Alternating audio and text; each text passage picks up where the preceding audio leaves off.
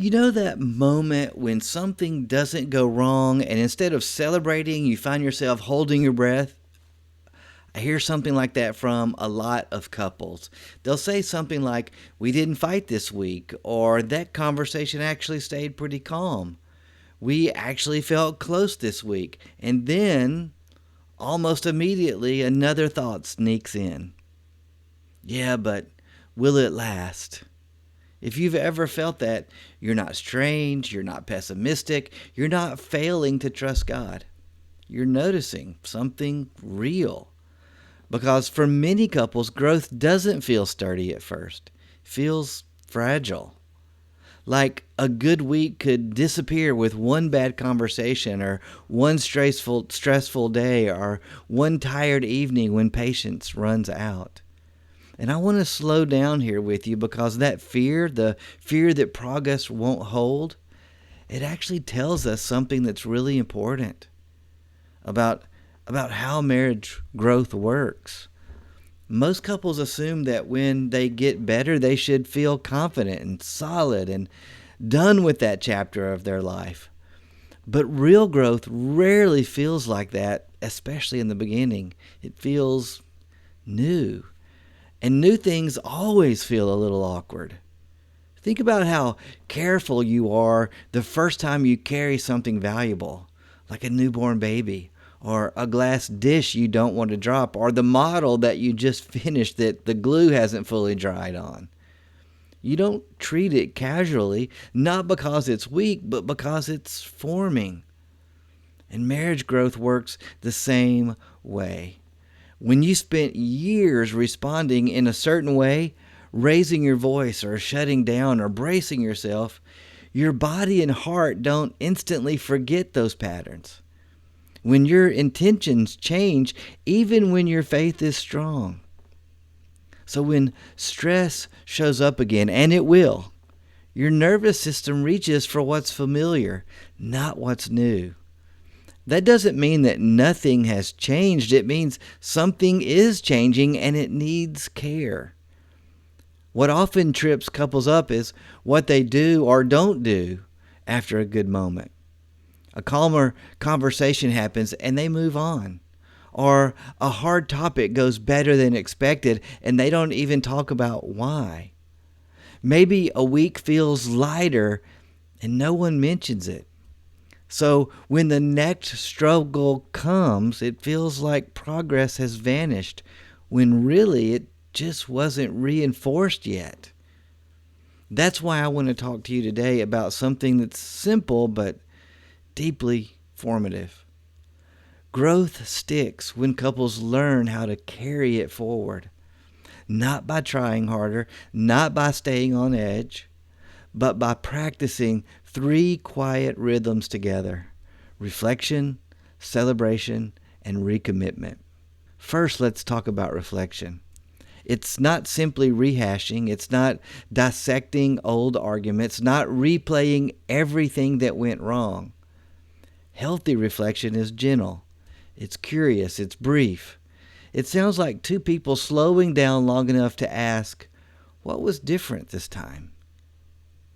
Maybe one of you notices, I stayed present instead of shutting down. Or, I felt less defensive when you said that. Or, I think it helped that we paused instead of reacting.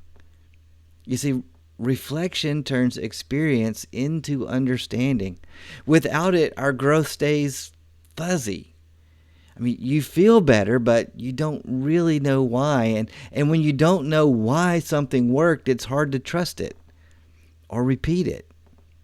You don't need a long conversation. Sometimes it's just a few sentences at the end of the day. But those moments matter because they help you see that what's changing isn't just random. God is actually forming something in you together.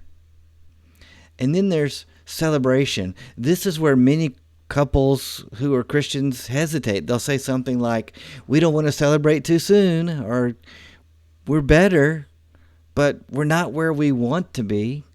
Or it feels so silly to celebrate something this small. But celebration isn't about pretending that everything is fixed. It's about gratitude. It's about saying, I noticed what you did there. I'm thankful. It mattered to me.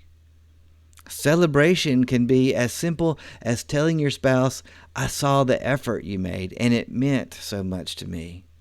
Or thanking God together for one peaceful moment. Or letting yourselves enjoy the fact that something felt lighter than it used to. What you celebrate, you strengthen. What you consistently notice becomes the soil from which your marriage grows. And then there's recommitment. This part often gets misunderstood. Recommitment isn't a dramatic promise. It's not, we're never going to argue again. It's not setting rigid rules that create pressure. Healthy recommitment sounds small and relational. Hey, let's keep protecting that check-in time. Let's try pausing before we react again. Let's pray before hard conversations this week. It's choosing a direction, not demanding perfection. Recommitment gives you something to return to when life gets loud again, because it will. Kids are still going to get sick. Work is still going to be stressful. Someone is going to forget something that they promised to remember. Growth doesn't mean those moments disappear. It means you know how to find each other again when they show up. And here's something important, especially if you feel like you and your spouse are not on the same page emotionally right now. Unity does not mean that you feel the same thing at the same time. In many marriages, one spouse feels hopeful first, and the other feels cautious or tired or unsure. That's not a problem. That's partnership. In some seasons, one of you carries more energy. In other seasons, that role is going to reverse. What matters isn't identical emotions, it's a shared willingness. Even if only one of you is ready to reflect or celebrate or name a small commitment, growth can still begin. Curiosity and patience go much farther than pressure ever will. But underneath all of this, there's something deeper. Marriage growth isn't just about communication skills. It's about formation. Reflection teaches humility. Celebration cultivates gratitude. Recommitment practices faithfulness. This is discipleship. God doesn't wait for you to get it right consistently before He works in your life. He meets you in the small, faithful steps, taken imperfectly. So if your growth feels ordinary or slow or uneven, that doesn't mean it's insignificant. It means it's real. And let me leave you with this invitation. It's not an assignment, just an invitation. Sometime this week, ask yourself or each other this one simple question. What feels a little better than it used to? Name that. Thank God for it and choose one small way to protect it. That's not settling. That's stewardship. And over time, those small, faithful choices become something solid enough to trust. You're not imagining progress. You're learning how to carry it forward together.